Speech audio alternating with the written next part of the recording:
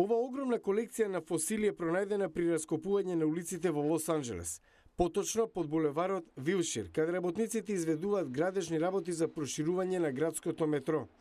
Фосилите беа заштитени благодарение на строгите калифорнијски закони кои налагаат во екстензивни ископувања да бидат вклучени палеонтолози. Многу сме среќни што законот предвидува секогаш кога се копа во природни земјишта да има и палеонтолог. На тој начин може да се заштити секој фосил или артефакт изваден од земјата. Но секаде нема вакви закони, така што цело време веројатно се губат многу фосили.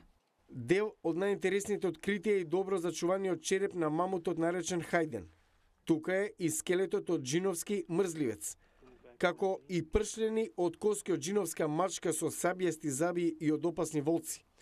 Прекинувањето на работата за да се ископуваат фосили може да биде скапо, но еден од официјалните представници на Лос Анџелес, Дейв Сотеро, вели дека палеонтолозите, градот, изведувачите нашле начин како да ги извлечат фосилите од земјата и да завршат работата. Во Калифорнија, за разлика од други држави, можеби и остатокот на светот, важат некои од најстрогите закони за заштита на природата. Затоа наша должност е да соработуваме со палеонтолозите и со изведувачите, да развиеме најдобри практики да ги зачуваме фосилите.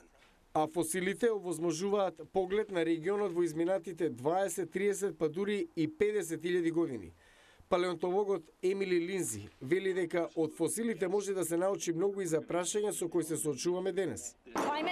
Преку фосилите на животните може да се види како климатските промени влијаеле на нив, но исто така се гледа и како човечките активности може да влијаат на екосистемот.